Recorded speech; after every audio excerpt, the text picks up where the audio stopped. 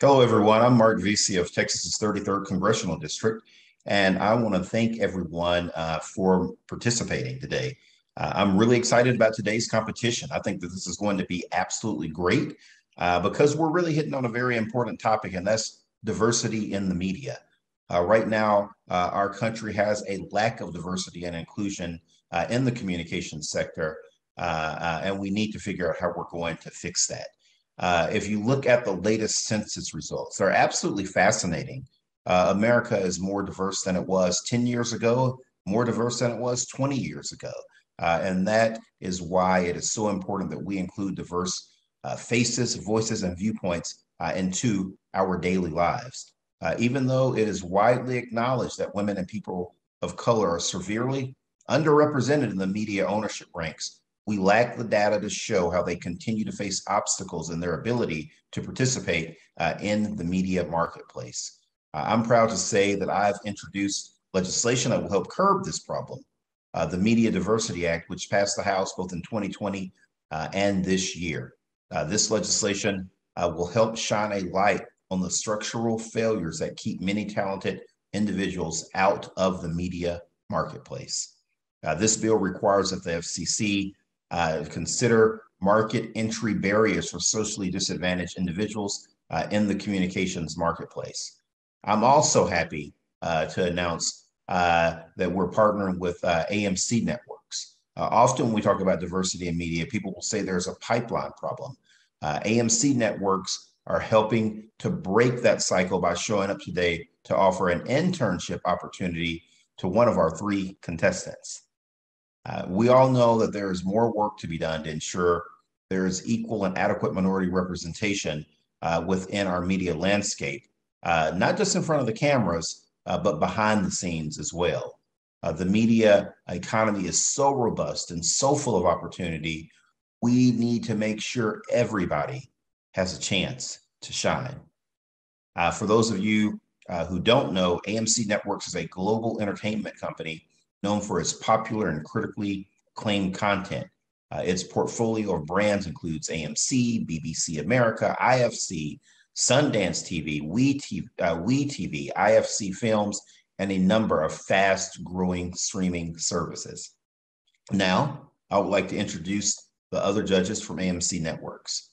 Jen Caserta is Chief Transformation and People Officer for AMC Networks. Jan formerly served as president of IFC and currently oversees the company's people's practices, organizational design, talent acquisition, and internship program. She is charged with fostering a culture of learning, innovation, and inclusion. Brett Desmug is the general manager for WeTV, AMC Network's premier reality TV channel and top cable network with Black women and adults on Thursday and Friday nights. And All Black, the premium streaming service dedicated exclusively to Black creators and entertainment. Previously, Brett worked as Chief Content Officer for All Black. His focus on original programming spawned several breakout hits for the platform, including nighttime soap opera, A House Divided, and action drama Double Cross. Aisha Thomas Petit is AMC Network's first ever Chief Diversity, Equity, and Inclusion Officer, charged with setting the company's strategy to develop an inclusive and socially responsible community within the workforce and in front and behind the camera. Aisha comes to the entertainment industry after a prolific career as an executive in human resources. Under her leadership, AMC Networks has committed to diversifying its writers' rooms with at least 50% coming from underrepresented backgrounds. has also been one of the earliest adopters of the inclusion rider for equities on set, and is an early supporter and collaborator of Staff Me Up's Coded for Inclusion, a production hiring platform for underrepresented crews. Let me tell you, it's exciting to have each and every one of you here with us today. I'm excited to get to work and visit with our contestants. I know that they're prepared, and I know that everybody's ready to get started. So let's go. Good morning. My name is Amira Adam. I am a student at Pomona College, and I am originally from Atlanta, Georgia. I know that most of you may have heard of Count Dracula or even the Loch Ness Monster, a Scottish legend that has made its name to most households, regardless of ethnicity. But a legend that I think is overlooked is an African legend, the African legend of Madame Koi Koi, which will later be explained in my video. So I wanted to highlight Madame Koi Koi to promote and celebrate more of the African diaspora, as I am a first-generation American whose parents are South African and Ethiopian immigrants. I hope you enjoy my pitch video and feel free to ask any questions afterwards. When I was younger, my mother told me about the African legend of Madame Koi Koi. When Madame Koi Koi was alive, she was a stylish teacher who lived in red high heels. But she was a ruthless teacher who thrived on abusing her students. One day, when she was walking back home, students followed her and bludgeoned her to death. On that day, her spirit swore that it would take revenge on the school and the students who ended her life. She delivered on her promise and walks through the school hallways at night seeking revenge to the tune of the clicks of her heels behind her. I can't help but feel like I hear her footsteps in my house. That's just bullshit. Madame Koi Koi didn't get her African visa to come all the way here in America. Do you think she married Casper the Friendly Ghost or something and got her citizenship? Stop. I'm just saying that if your mom told you that story, it just sounds like she really wanted to convince you to become a doctor. Madame Koi Koi was just a joke back in our boarding school, and she'll stay as a joke in our boarding school.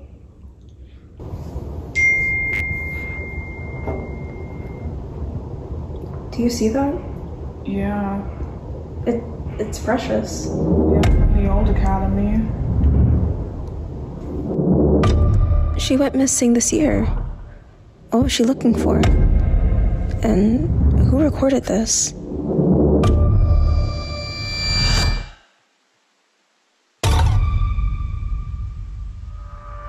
I did some research on Madame Koi Koi. There were traces of her from different boarding schools like Nigeria, Ghana, and South Africa. That's where our boarding school was. If her spirit was able to travel or transport to different places, do you think that it's possible that she would have followed us?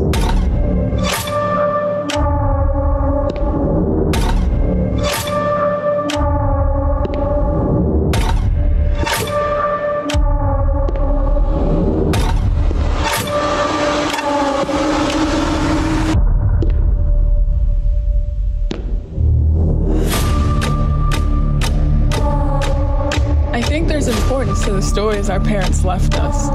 We are first-generation Americans, Amira, the first in our families to be born here. Of course, we wouldn't know much about the truth.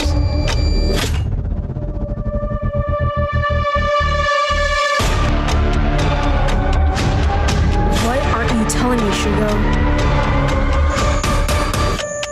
I think she's looking for me.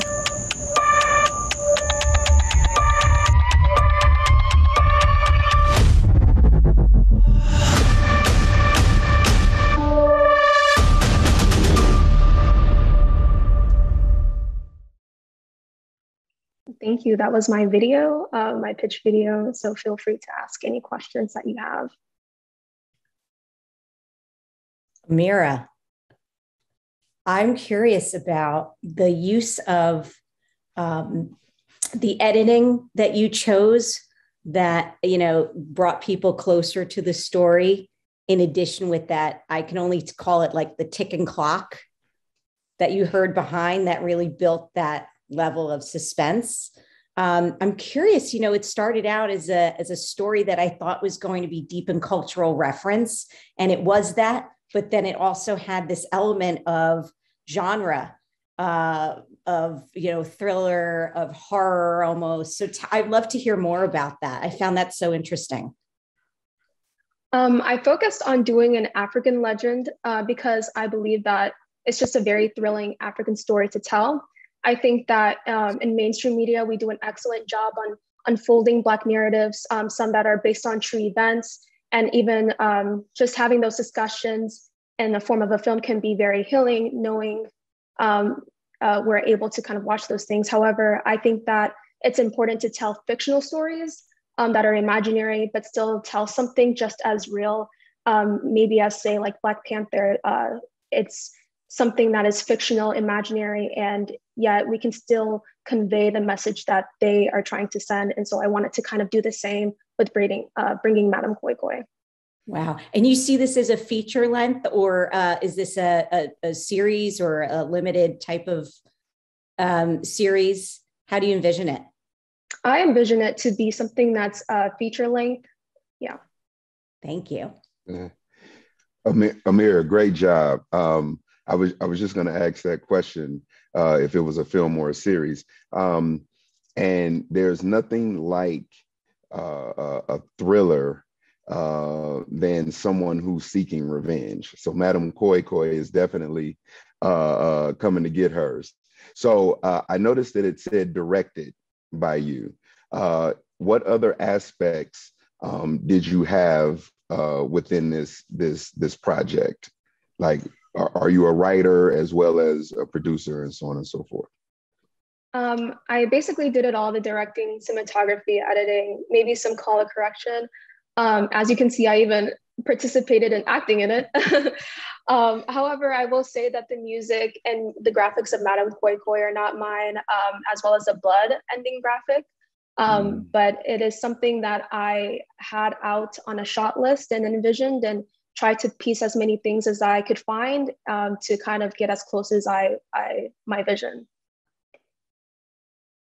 Good deal. So I'm going to jump in if I can. Brett, did you have one more question before I... No, I'm good. Okay, fantastic. So Amira, great job. As I was watching, I was thinking, how does a story like this or a project like this benefit people like you, but also people who may be different from you, people who have had a different lived experience than you've had? What do you think the benefits are of a story like this?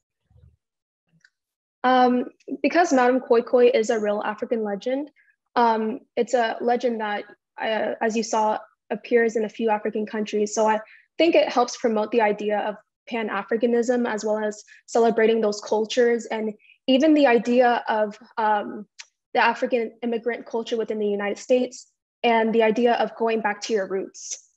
With that, I believe that Madame Koi Koi, in that sense, serves the global Black community and will benefit the global Black community. Amira, Madame Koi Koi is much more interesting than Goat Man, the legend of Goat Man here around Lake Worth, just outside of Fort Worth. So yeah, job very well done. Thank you so much. And thank you all for your questions as well. All right, well, thank you so much. My name is Deanna LaFay. I'm a student at UNT majoring in public administration. And I created the podcast I'm going to share today in order to highlight the experience of amazing activists who are doing the real work in our community, while also creating space for residents to share their experiences with complications of COVID, things like healthcare expansion, and also their experience engaging with the electoral process. And this video is a short clip of episode 6. Welcome to this week's episode of Civic Queen. I'm so excited for our discussion today.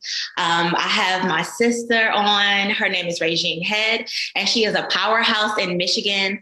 We've known each other for several years, and we've just connected through different experiences. We've lifted each other up. We've learned from each other. We've loved on each other. And so I thought it would be super important for me to kind of share some of the partnerships that I've developed throughout my time in Michigan and Texas. So I'll give Regine a second just to, introduce herself and kind of share what brings her to this work before we hop into some of our interview questions. Yes, hello, family. Checking in. I am from Michigan, but currently I am in Florida with the sunny weather. Thank you so much, sis, for providing me with the opportunity to join you on this special podcast for a conversation on purpose. It's an especially important topic, and as two women of color here on this podcast discussing this, I am super excited for all of the great information we have to share. I currently serve in the area of Detroit for a nonprofit called One Love Global. I serve as the director of grassroots policy action, where I work with a lot of our policy work and building coalitions with partners in the area that are working towards addressing some of the issues that our Detroiters face on a daily basis. I also oversee our youth services, PPM Detroit, where I have the pleasure and opportunity of working with an amazing cohort of youth ages 12 to 15 in the Metro Detroit area. And we work with them on basic organizing skills, identifying individual power, and also working towards living fully within their purpose. Perfect. And as you all heard, she has like this amazing experience, which is why I felt it would be important to, one, tap into some of the knowledge that she's gained along her journey, but then also like highlight some of the different ways that some of the different career paths that are possible in civic engagement, right? A lot of times we don't necessarily know all the different ways we can make a living from what we're passionate about. So that's another reason why I think it's important for us to share what we're really doing and how we got there. So I just want to first dive into the questions, right? To make sure that we have time to cover it all, because you've done so much and you have so much information and love to share. So I just want to have time to express it all. So the first question I have for you is, what does divine partnership mean to you? Ooh, divine partnership. That is a pretty loaded term. I think I'll break it down and answer it word by word, because when I think of the term divine, so much comes to mind. Of course, I am a woman of God, and I am also a woman of vision. And when I think of divine or divinity, I think of something that's out of the ordinary. It's unique in its kind. It's like no other. And when I think about a partnership, it's more so an arrangement between parties. It can be business partners and etc. But essentially, they agree to cooperate and advance towards their mutual interests. And so when you put the two together, I would definitely say it's a partnership where each party is able to connect and also grow from whatever it is that the partnership is meant to establish or meant to grow. And through that, I feel as though it's something that is very transformational in its kind, but also unique in the way that it's carried out, because the vision is something that ultimately would drive its purpose. And I feel like it's hard to put a label on a divine partnership, because it doesn't look like one thing. It's not a one size fits all. And so I would definitely say something where each party is able to grow and benefit extraordinarily. And I love how you explained that. One, you said that it's a vision, right? And the vision is a manifestation of what you feel in your spirit, right? Yes. And so in order for you to even have that connection with someone, you both have to have a piece of that vision already in your spirit, right? And I think that's what makes it divine. And you said that it's unique, right? Because it's nothing that has ever been done before and been expressed in that way. Thank you for viewing my video, and I would welcome any questions that you all have. So I'll start with the same question that I had for the previous contestant. When you think about your podcast, the audience, intended or not, how do you think the podcast benefits those around you, either audience or unintended audience? I think it creates space to have an honest conversation about the possibility, right? Oftentimes, from my experience, you have young, specifically African-American folks who are interested in getting into this work, but they don't understand how they can make a living. And so I noticed that my experience wasn't the same as others.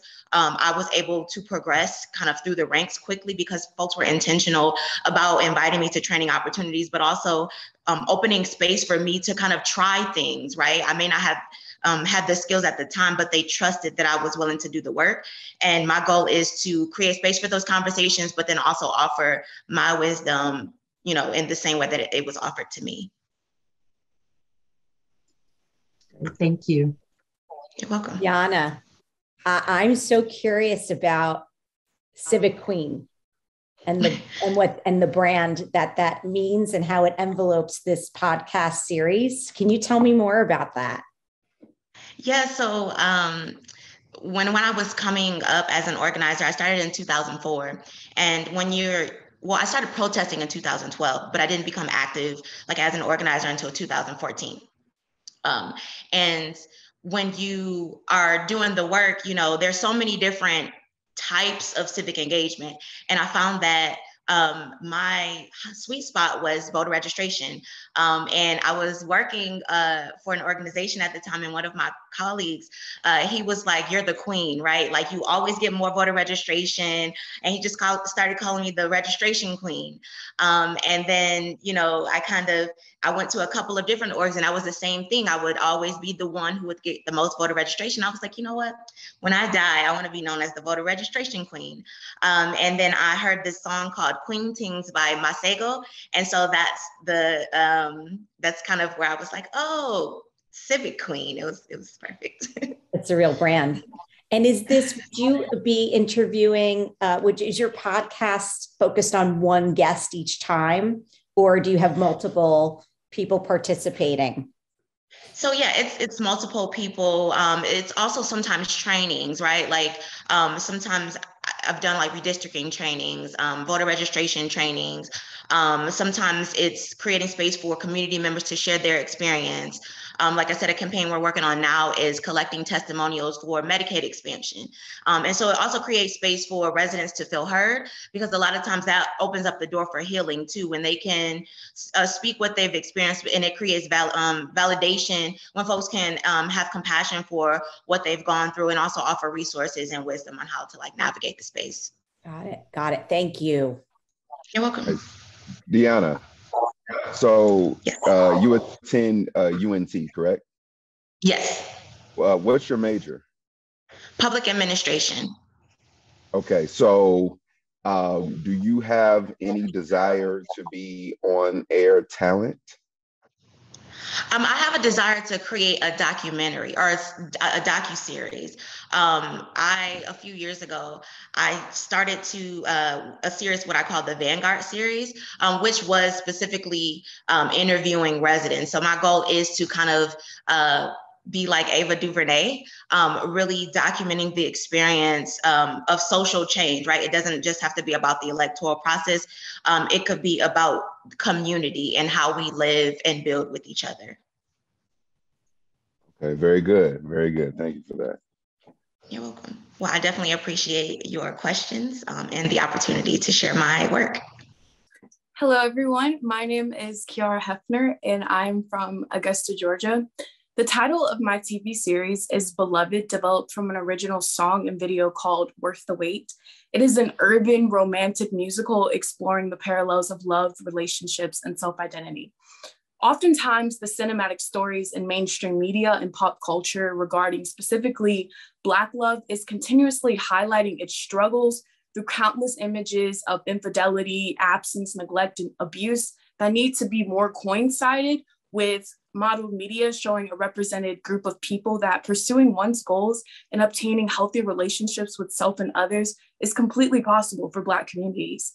As a result, Beloved, the series, set in Augusta, Georgia, during the summer of 2020, incorporates docufiction, drama, and scripted reality elements as it follows a young adopted suburban woman named Stella Mitchell, a recent post-college grad living with her parents, who crosses paths with a passionate, hardworking young man named Kane Griffin, who grew up in poverty. She is determined to make a name for herself through music, and he is determined to become a legendary filmmaker. In a world where division is running rampant, police brutality, racial and economic oppression, and constant scares from the news between COVID-19 and natural disasters, the two form a unique bond that disrupts societal norms, creating hope and unity through creative expression, liberation, and newfound love. Overall, it's a frame within a frame storyline, as we see behind the scenes and in the making of the actual projects the characters create throughout each 25 to 30-minute episode, all based around the music album she's creating and the combination of his videography and storytelling. This show is significant as it fosters a therapy not only for a minority, but a healing campaign for America and the way Black men and women, alongside their cultural interactions, are painted in the eyes of all men. We are more than broken pieces, disruptive characters in society, or unwanted labels. This message is proven through two Black leads being the harmonic voices of an embracing and celebration of the many facets of American and African Americans people, while uplifting and rebuilding #Black love, joy, peace, unity, and community. And I'm excited for you guys to watch my video. You remind me of King David. You remind me of Queen Esther. Your heart. Your beauty. Your purpose. When I look at you. When I look at you. I see power. I see courage. I see God. When I honor you, I worship Him. Our love is sacred. An expensive vase. Shall not wither. But always grow. And I do vow. And so do I. To repaint the image. To tell a different story. Woman of God. Man of God. Until we can. You are worth the wait.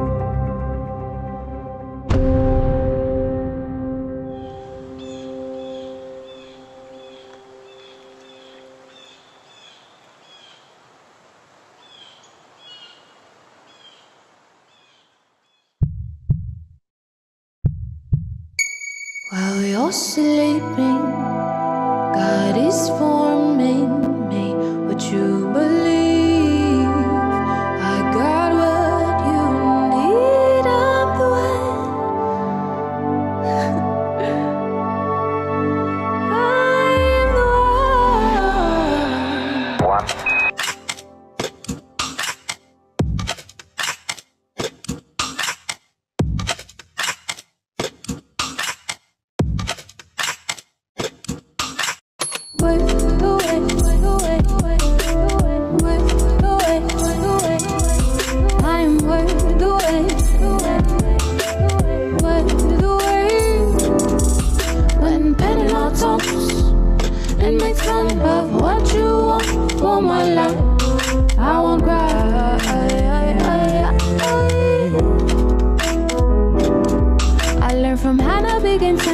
The details of your plan, this is all for my good, not to cruel punishment.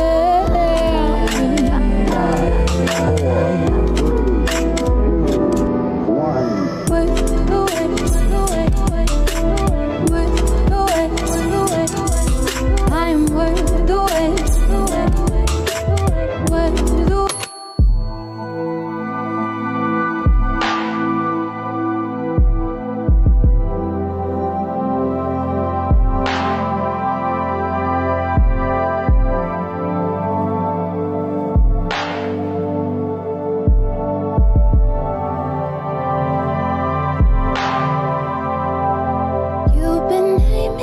bits and pieces. But someday you'll be ready for me.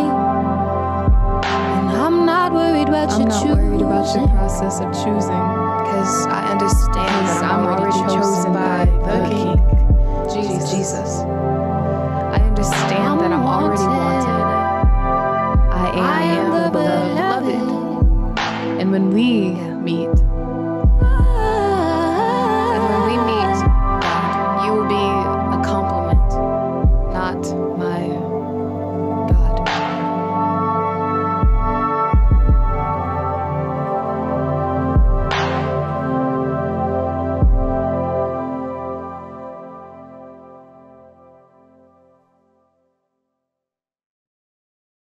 Hi, I'm ready to welcome any questions. Is it Kiara or Kiara? It's Kiara. Thanks for asking. Okay, Kiara. First of all, well done. Thank you. I have to know, is the series a musical or have musical elements to it in order to tell the story? Yeah, it is a musical, and with musical elements. So the way that it's broken down is it's following the storyline of the characters as they're putting together this music element. So there will be scripted dialogue like you see in the beginning, but also a lot of incorporation of music, which always brings a lot of communities together because music is also universal language as well. And are you on the writer's side of said music as well? Yeah, all of the content that you see, I produced, wrote, and sing. I make original music and production, as well as videography and producing all together by putting a team together as well. Very nice. Thank you. Thank you. Kiara, tell me more about these characters. You know, the music is such a through line. You know, how did they develop based on the backgrounds you've said, but, how did they grow and develop beyond what we've seen on the screen in the 5 minutes? Yeah, so with the characters, they start off by you being introduced to them in their two separate worlds, and they cross paths actually through music. And we see the struggle of two different dynamics of Black life and perspectives. You see the suburban girl and that facet of African-American life to the person who grows up in poverty, and basically the two worlds of like the riches versus the slums. And we see, even though that they're from two different dynamics, they still bring together unity as we see these outside influences between the social circumstances and the natural disasters. And as they come together through music, they're creating projects that then affect something that's bigger than them as they are now falling in love throughout the process, and then also being able to showcase their talents to the world. I have a technical question for you. I don't know if you've thought this through as much, but how much of the series is the music and how much of it is the scripted? So it's more about formatting. Yeah. So most of the musical series, like how you guys got to see a 5 minute, about 3 minute video, that's what you see as the music's brought together. But a lot of the episode, you're seeing quote unquote the behind the scenes. So there will be a lot of scripted dynamics between them to get backstory and to hear more about the characters. Okay, and Kiara, same question for you. How does this benefit people who are like you, people who are not like you? You mentioned at the intro that, you've thought a lot about the images of Black people, and certainly we are a nuanced and complex people. How do you think this benefits those around you? With the celebration of bringing positive images to Black culture, I think it goes hand in hand with other cultures. As much as we're celebrating Black cultures, it is about showing other people that, yes, we can see the struggles of a community, but it's also important for people to see the positive lights, because we as people, we're directly influenced by media. And so being able to bring together a story with unity, community, and love, and letting people know that they can come together through their art form is what is going to have a global impact. Thank you guys so much for your time and for everyone's questions.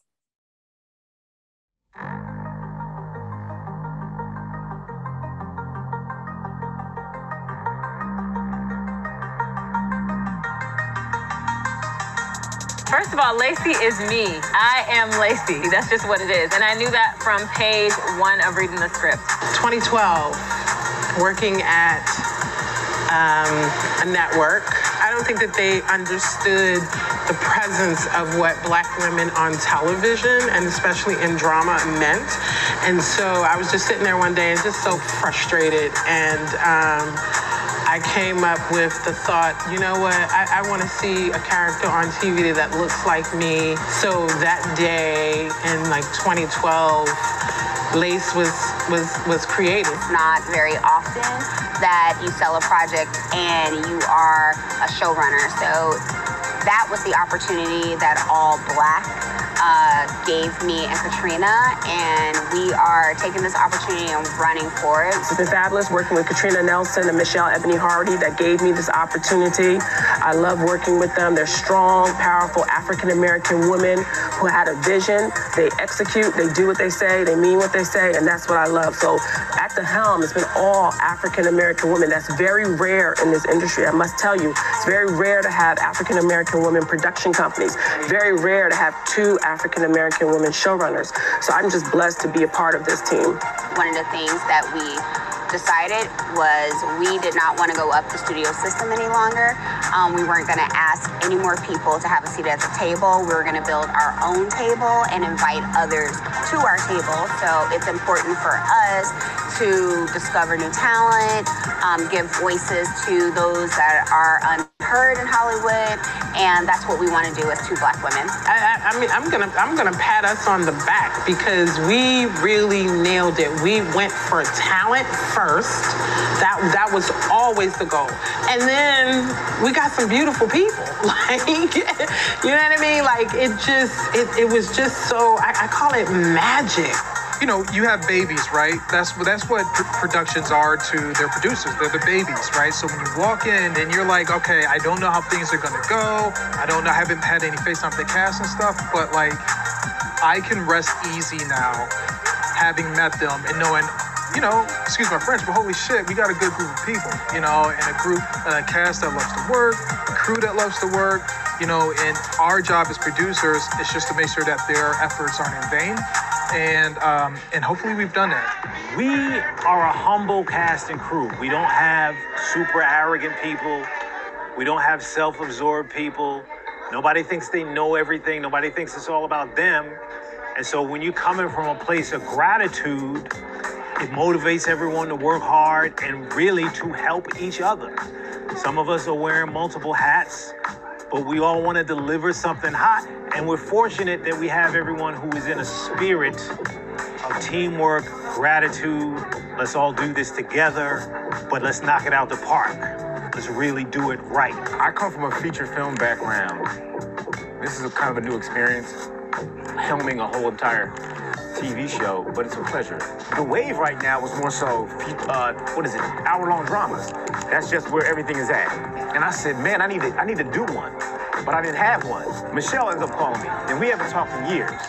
And she told me about Lace and how her and her partner, Katrina, pitched it to the UMC network, which is now All Black. And I'm listening, and they pitched me the story. And once I read the pilot, I was like, well, there it is. God answered my prayers. It's incredible. I mean, we may be making history. It's so important to give opportunities. And again, in Hollywood, they're saying that, look, we can't find women of color or Black women or brown women for these roles. But we were able to find them because we actively, or I should say proactively, made a decision. It was intentional to make women head of departments. The fact that we're going to be on All Black, which is All Black, of course, streaming network that's dedicated to telling our stories as a people is just fabulous. We don't tell our stories. We don't get to see our us as people in this light. You know, to be on a legal drama, Lace is a legal drama, and to see all the actors playing lawyers is amazing. Where do we get to see these positive images for our young people? Where do we get to see an image of our lead male who's tatted up, but he's playing a Harvard lawyer? You don't get to see these images, and if we don't tell our stories and we don't create our stories, they won't be told. So it's very important we support networks like All Black.